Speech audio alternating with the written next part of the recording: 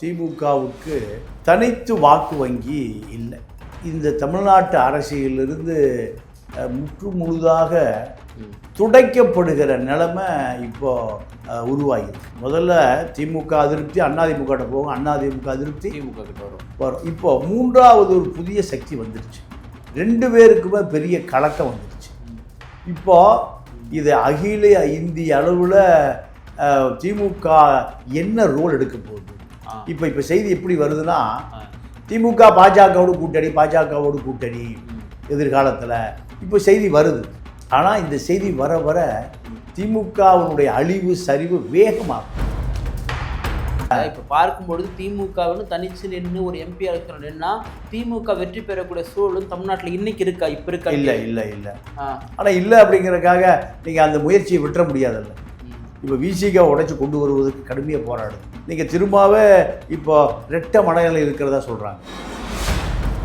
இல்லை, ஷானவாஸ் நேற்று ஒன்று போட்டது கொஞ்சம் பரபரப்பு ஏற்படுது. என்னன்னா, மக்களவை சபாநாயகர் அழைத்த விருந்தில் போயிட்டு திமுக கலந்துட்டு சொல்லிட்டு பேசுறீங்களே, பேசக்கூடிய தாவேக்கா இப்போ ஆளுநர் அழைக்கக்கூடிய விருந்தில் போய் கலந்துக்காம இருப்பீங்களா சொல்லிட்டு அவர் ஒரு கேள்வி எழுப்புறாரு. அவர் எப்பவுமே திமுகவே பேசுறாரு. என்னக்கா? அதற்காகத்தான் திமுக அவரை விசிகாவுக்குள்ள வச்சிருக்கு. திமுக விசிகாவுல திமுக கூட்டணி நடத்துகிற பொதுக்கூட்டங்களில் விசிக கலரோட போஸ்ட் அடித்து ஒட்டி அவர் போய் கலந்துக்கிறாரு. இதை கட்சியினுடைய தலைவர் திரும்ப அனுமதிக்கிறாரா இல்லை அனுமதி இல்லையா அப்படிங்கிற விளக்கமே இல்லையே. திருமாவளவனுடைய நிலைப்பாடே சரி இல்லை, விசிக தப்புன்னு சொல்லிட்டு பேசுகிறவர் எப்படி விசிகாவோட முதன்மை செயலராக இருக்க முடியும்? இல்லை, அப்படி இல்லைன்னா அப்புறம் ஆளூர் ஷானவாஸ் மீது நடவடிக்கை எடுக்க வேண்டியதானே. ஆளூர் ஷானவாஸை கட்சியை நீக்க வேண்டியது. இப்போ அதுதான் சந்தேகம் வருது. ஆளூர் ஷானவாஸை நடவடிக்கை எடுக்க தயங்குகிற பொழுதுதான் ஒருவேளை நீங்கள் திமுக பக்கமும் ஒரு கால் வச்சிருக்கீங்க, முழுக்க தாவேக்க பக்கம் நீங்கள் இல்லை. இப்போ ஷானவாஸ் பேசக்கூடியதெல்லாம் கண்டிப்பாக முதலமைச்சர் விஜய் அவர்களுக்கு கண்டிப்பாக உடனே தெரியும். ஆமாம், அப்போ அவருக்கு ஒரு மனசங்கடத்தை ஏற்படுத்தாது. அது என்னடா நம்ம கூட கூட்டில் இருக்கிறாங்க, இவங்க கட்சியை சார்ந்த ஒருத்தர் பேட்டியாக நம்மளை பற்றி இவ்வளோ மோசமாக கொடுத்துட்டு இருக்காருன்றப்போ விசிகா மீது ஒரு சங்கடத்தை முதல்வர் இப்போ விசிகாவை வெளியில் போக சொல்லியே விஜய் சொல்லி முடிவுக்கு வந்துட்டார். திருமண ஒரு பேட்டியில் சொல்றாரு, எப்ப பார்த்தாலும் எங்களை விசுவாசமா இருந்தா இங்க இருங்க அங்க இருந்து சொல்லிட்டு ஏன் சொல்றீங்க? விசுவாசமேன்றதே ஒரு அடிமைத்தனம் தான். திமுக கொடுத்தா திமுக விசுவாசமா இருன்றீங்க, தாவைக்கு கொடுத்தா தாவை நாங்க ஏன்னா விசுவாசமா இருக்குன்னு கேட்கிறாரு அவரு. இந்த கேள்வி திமுகவிடம் இருந்த பொழுது கேட்டு நல்லா இருந்திருக்கும். அப்ப கேட்கலையே. தாட்கோ ஃபண்டு அதிகமாக திருடி வேறு திட்டங்களுக்கு அனுப்புனதே திமுக தானே. அப்போ இந்த சத்தமே வள்ளியே. வாய்ஸ் ஆஃப் தமிழ்நாடு பார்வையாளர்களுக்கு வணக்கம். இன்றைய சிறப்பு நேர்காணலில் நம்முடன் இணைந்திருப்பவர் மூத்த பத்திரிகையாளர் திரு தமிழா பாண்டியன் அவர்கள். சார் வணக்கம். வணக்கம் சார். நேற்றைக்கு குறிப்பாக கனிமொழி அவர்கள் மக்களவை உறுப்பினர்கள் சார்பாக குறிப்பாக அந்த சபாநாயகர் அவர் அழைத்த விருந்தில் கலந்துக்கிட்டாங்க, தேநீர் விருந்தில் கலந்துக்கிட்டாங்க. அந்த தேநீர் விருந்தை இந்தியா கூட்டணி புறக்கணிச்சிருக்கு. நமக்கு என்னென்னா, இந்தியா கூட்டணியில் திமுக இல்லை அப்படின்றத கனிமொழி அவர்கள் சொல்லிட்டாங்க. இப்போ இந்த தேநீர் விருந்தில் கலந்துக்கிட்டதன் மூலமாக என்ன சொல்ல வருது திமுக வெளிப்படையாக? இல்லை, திமுகவை பொறுத்தவரை பாஜக பக்கம் நேரடியாக போக முடியாது. தமிழ்நாட்டில் திமுகவினுடைய பலமே முஸ்லீம், கிறித்துவ, தலித் வாக்கு தான். ஆமாம். திமுகவுக்கு தனித்து வாக்கு வங்கி இல்லை, அது சிதைஞ்சு போச்சு. அப்போது அந்த வாக்கு வங்கியை நம்பித்தான் திமுகவே இருக்கு. திமுக இந்த தமிழ்நாட்டு அரசியலிருந்து முற்று முழுதாக துடைக்கப்படுகிற நிலைமை இப்போ உருவாகிருக்கு. முதல்ல திமுக அதிருப்தி அதிமுக போகும், அதிமுக அதிருப்தி திமுக கிட்ட வரும். இப்போ மூன்றாவது ஒரு புதிய சக்தி வந்துருச்சு. வந்த பிறகு இப்போ விஜய் மீது உள்ள அதிருப்தி நேரடியாக திமுகவுக்கு வருமா இல்லை அதிமுகவுக்கு போகுமா அப்படிங்கிற குழப்பம் இருக்கு. அப்போ முதல்ல திமுகவும் தைரியமாக இருக்கும், அதிமுகவும் தைரியமாக இருக்கும். ஆமாம். இரண்டு பேரை தவிர தமிழ்நாட்டில் அரசியலே இல்லை. யார் கூட்டணி சேர்ந்தாலும் நீங்கள் இந்த இரண்டு பேரோட தான் கூட்டணி சேரணும். கம்யூனிஸ்டுகள், காங்கிரஸ், விசிகா, வைகோ, பாபா எல்லாருக்குமே. இப்போ மூன்றாவது அணி வந்ததுக்கு பிறகு ரெண்டு பேருக்குமே பெரிய கலக்கம் வந்துருச்சு. இப்போ இது அகில இந்திய அளவில் திமுக என்ன ரோல் எடுக்க போகுது? இப்போ செய்தி எப்படி வருதுன்னா, திமுக பாஜகவோடு கூட்டணி எதிர்காலத்தில் இப்போ செய்தி வருது. ஆனால் இந்த செய்தி வர வர திமுகவினுடைய அழிவு சரிவு வேகமாகும். பாஜகவோடு கூட்டணினா எப்படி முஸ்லீம் ஓட்டு போடுவாங்க? இல்லை, எனக்கு என்ன ஒரு கேள்வினா, இந்தியா கூட்டணியில் திமுக இல்லை அறிவிச்சிட்டாங்க. இந்தியா கூட்டணி விஜயோட தமிழ்நாட்டில் வந்து இருக்கிறாங்க. அப்போ திமுக என்ன போயிட்டு அதிமுக கூட சேர முடியுமா? இல்லை எங்கே சேர முடியும்? அவங்களுக்கு இருக்கிறது காங்கிரஸா பாஜக மக்களவையில். ஒன்று காங்கிரஸ் பக்கம் நில்லு, இல்லை பாஜக பக்கம் நில்லு. காங்கிரஸ் பக்கம் நிற்க மாட்டேன்னு சொன்னால் பாஜக பக்கம் தானே நிற்கிறீங்கன்னு மக்கள் எடுத்துப்பாங்க. அப்படி தனியா மூன்றாவது அணி ஜெயலலிதா அவர்கள் பண்ண மாதிரி. ஆமாம் ஆமாம் ஆமாம். இல்லை, ஜெயலலிதா அவர்கள் பண்ணும்பொழுது அவங்க வந்து பவரில் இருக்காங்க, 40க்கு 40 வின் பண்ணுறாங்க.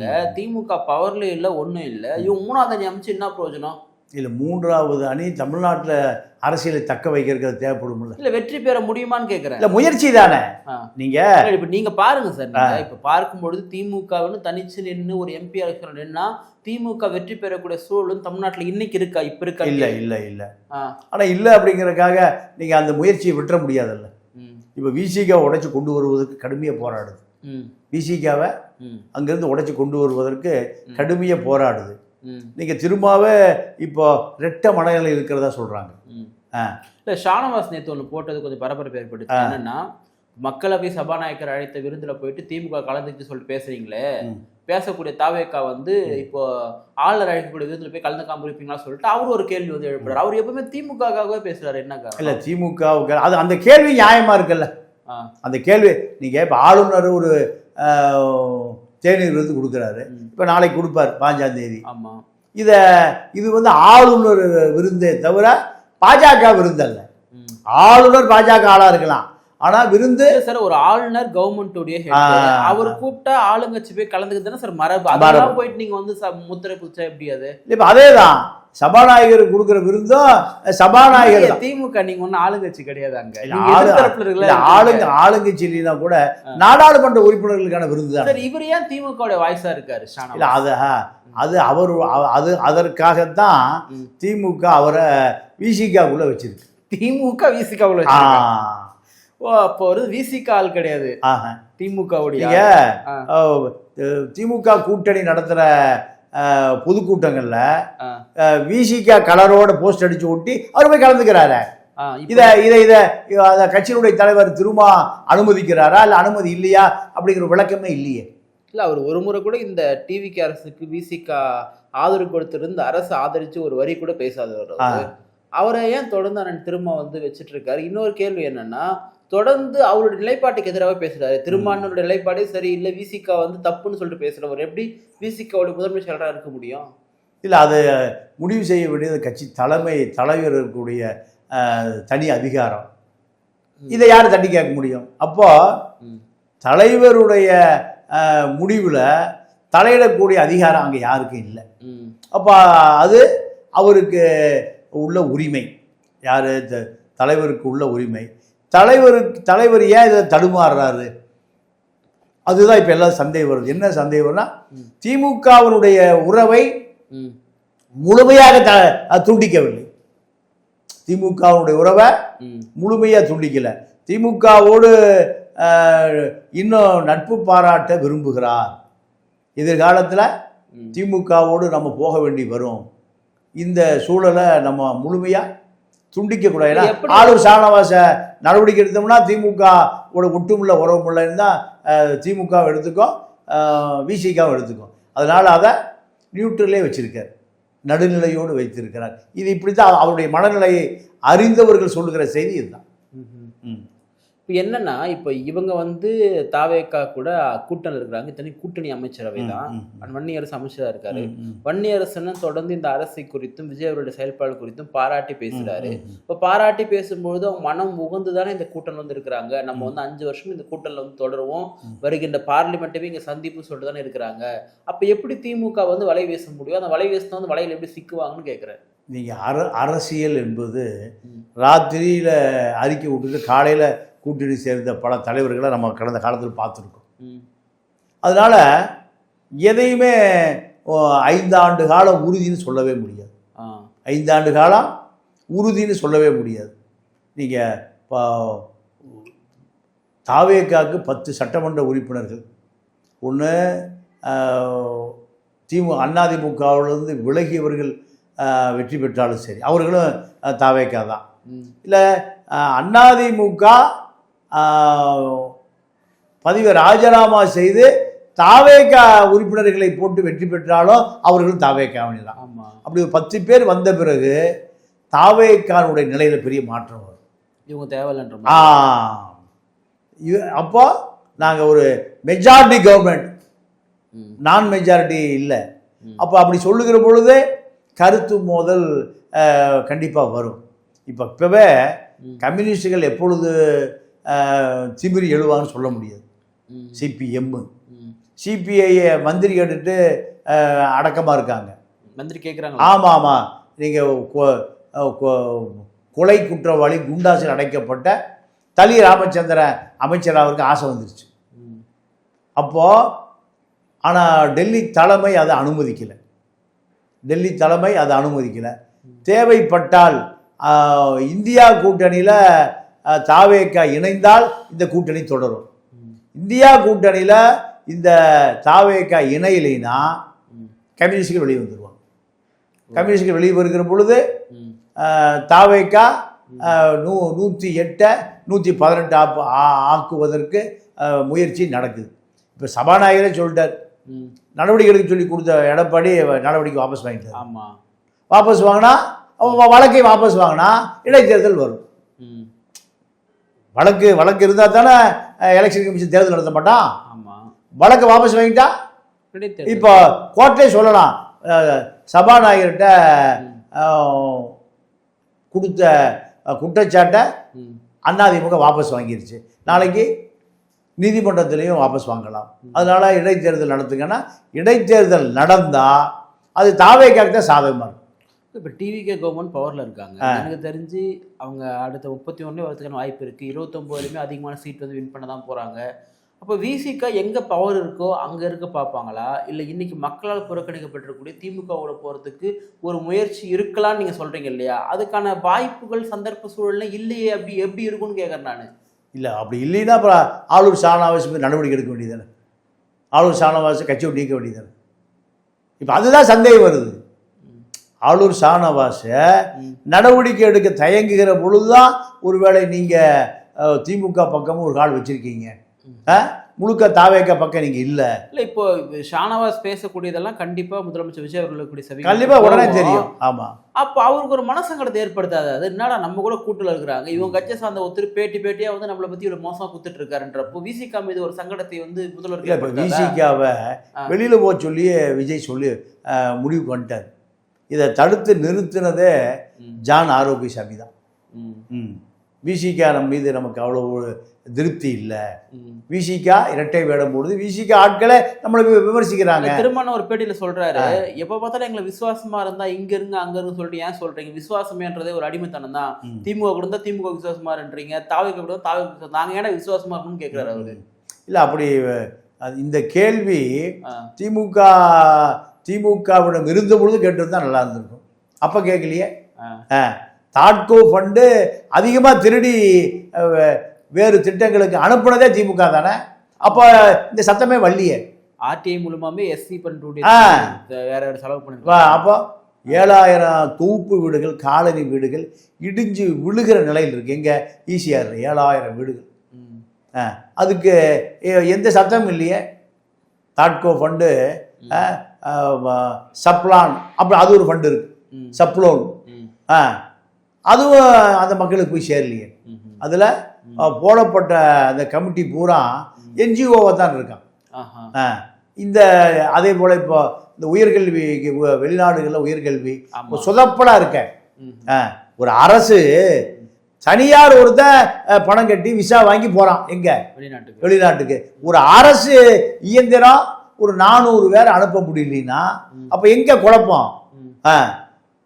அங்கே ஆதி திராவிட நலத்துறையிலேயே குழப்பமாக இருக்க, எல்லாம் சுயநலமாக இருக்க. போன வருஷம் போனவனுக்கு இன்னும் பணம் அனுப்பலையா, யூனிவர்சிட்டி எப்படி சேர்த்துக்குவான், ஐரோப்பா வெள்ளக்காரன் எப்படி சேர்த்துக்குவான்? இப்போ இந்த குழப்பத்தில் தொடர்ச்சியாக வருஷம் போகிற நிதியும் இந்த வருஷம் போகலையா? நீங்கள் அவன் புகார் ஜூன் 13 சொல்கிறான், இவங்க ஜூன் 29 நிதி அனுப்புகிறாங்க. அப்போ எவ்வளோ குழப்பம் இருக்குது. ஆதி திராவிட நலத்துறையில் ஆதி திராவிட நலத்துறை அமைச்சர், அவருக்கு உதவியாளர், அதுக்கு செக்ரட்டரி, டைரக்டரு. அப்போ இவங்கள இந்த ஆதி திராவிட மாணவர் பிரச்சனையில் அக்கறையோடு பார்ப்பதில்லை. இவ்வளவு குழப்பம் இருக்குது. இந்த குழப்பத்தை நீங்கள் யார் சரி செய்யணும்? விசிகா தான் சரி செய்யணும். செய்யலையே. அப்போ என்ன வேலை செய்கிறீங்க? எதுக்கு இந்த தலித்து அரசியல்? ஒரு 400 மாணவனை பலாயிரம் கோடி இந்த திட்டம் நடக்குது தமிழ்நாட்டில் அரசில். 400 மாணவனுடைய எதிர்காலம் கேள்விக்குரிய போச்சே. அங்கே படிச்சுட்டு இருக்கவனுக்கு பணம் போலினா அவனுக்கு திருப்பி அனுப்பிச்சிருவானே. அவங்க ஹோட்டலில் தான் போய் வேலை செய்யணும் லண்டனில். அப்போ இந்த குழப்பத்தையெல்லாம் பார்க்கக்கூடிய கட்சி தான் விசிகா. விசிகாவுக்கே அதிகாரம் வந்து 40 நாள் 60 நாள் ஆச்சு. இவ்வளோ குழப்பம் நடக்குதுன்னா அப்போது நீங்கள் தாவேக்கா மேலே குற்றமே இல்லை. குற்றமே யார்? விசிகா மேலே தான். சார், இப்போது இந்த திமுக வந்து நேற்று சொன்னாங்களே கனிமொழி, நாங்கள் வந்து இந்தியா கூட்டணி இல்லைன்னு சொல்லிட்டு, இந்தியா கூட்டணியில் இல்லைன்னு சொன்னதுக்கான ஒரு காரணம் வந்து காங்கிரஸ் எடுப்பிலே இவங்களை உறவை முறிச்சிட்டு உடனே ஓடுனதுக்கு காரணமா? அதுதான் காரணம். வேற அடுத்த காரணம் போகவே வேண்டாம். இப்போ இவங்க வந்து பிரதமர் வேட்பாளராக வந்து யாரும் இல்லை, அதெல்லாம் அப்புறம் பார்த்து அதெல்லாம் அப்புறம். அதாவது காங்கிரஸ் தான் உடனடியாக போய் தாவேக்காவை தூக்கி பிடிச்சு. ஆமாம் ஆமாம். அப்படி தூக்கி பிடிக்கலைன்னா தாவேக்கா ஆட்சி அமைஞ்சிருக்காது. அது கவுந்திருக்கு, தேர்தல் வந்திருக்கு. அதுதான் திமுகவுடைய விருப்பம். நீங்கள் பிரவீன் சக்கரவர்த்தி என்ன பண்ணார்? உடனடியாக ராகுல்கிட்ட பேசி உடனடியாக ஆதரவு வாங்கி கொடுத்தாரு. அதற்காகத்தான் அவருக்கு எம்பி பரிசு. ஆமாம். அப்போது திமுகவை பொறுத்தவரை திமுக கருணாநிதி காலத்திலிருந்து காங்கிரஸை தூக்கி பிடிச்சு இவ்வளோ பெரிய உயரத்துக்கு கொண்டு வந்த காங்கிரஸ் செய்த துரோகத்தினால திமுக நிலை குலைஞ்சு போச்சு. அதுக்கு பிறகுதான் கம்யூனிஸ்ட் வந்தாங்க. அதுக்கு பிறகுதான் இந்திய முஸ்லீம் எல்லாமே. காங்கிரஸ் ஆதரவு கொடுக்கலைன்னா அதாவது லெனின் தான் சொல்லுவார் பிரெஞ்சு புரட்சியை. பிரெஞ்சில் கம்யூனிஸ்ட் புரட்சி நடக்குது. கம்யூனிஸ்ட் குழந்தை கருவிலே கொன்ற பாவிகளேங்குவார். லெனின் சொல்லும்போது சொல்லுவார், கம்யூனிஸ்ட் புரட்சி பாஸ்டில்லா சிறை உடைக்கப்படுகிறது. உடைச்சு எரிஞ்சுட்டு அந்த இடத்துக்கு கூட நான் போய் பார்த்தேன். அப்போ அங்கே ஒரு கம்யூனிஸ்ட் புரட்சி வருது. கம்யூனிஸ்ட் புரட்சி வருகிற பொழுது முதலாளித்துவ சக்திகள் பூரா என்ன பண்ணுறான்? ஆரம்பத்தில் நசிக்கிறான். அதான் லெனின் சொல்லுவார், கம்யூனிஸ்ட் அரசை கருவிலே கொன்ற பாவிகளேங்குவார். இப்போ திமுகவும் சொல்கிறது அதுதான். இந்த தாவேக்கா ஆட்சி கருவிலே கிடைச்சிருப்போம் ஐயா. காங்கிரஸ் தான் அவர்களை காப்பாற்றியது. 29 தேர்தலில் வந்து திமுக பாஜகவோட சேரவே சேராது, அதுக்கான வாய்ப்பே இல்லைன்னு உங்களால் சொல்ல முடியுமா? 100% சொல்ல முடியும். 200 முறை சொல்ல முடியும். ஏன்னா திமுக தன்னைத்தானே தற்கொலை செய்து கொண்டு சாவதை விட தனக்குத்தானே புலியை பறித்து கொண்டு உள்ளே விழுந்து சாவதை விட பாஜக கூட்டணி வைத்தால் முஸ்லீம் கிறிஸ்தவர் தலித்துங்கிற அது விசிகாவே போகாத. கம்யூனிஸ்டுகள் போக மாட்டாங்க, யாரும் போக மாட்டான். திமுக வாக்கு வங்கி. ஆனால் அதே மாதிரி 29 தேர்தலில் வந்து இப்போ டிவிக்கள் இருக்கக்கூடிய விசிகாவோ கம்யூனிஸ்டோ வந்து இடம் மாறத்துக்கும் வாய்ப்பு இருக்கா? திமுக வாய்ப்பு இருக்கு. அதனால இவங்களுக்கு என்ன சார் யூஸ்? எனக்கு என்ன டவுட், திமுக இது விசிகாவோ கம்யூனிஸ்டுக்கோ ஒரு துளி கூட யூஸ் கிடையாது திமுக போறதுனால. அதிமுக கூட போலாம்.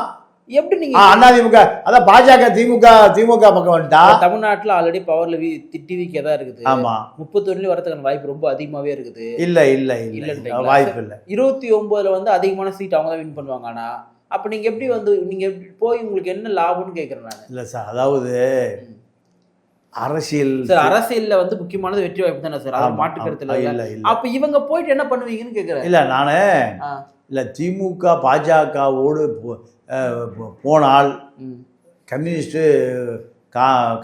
போக மாட்டாங்க.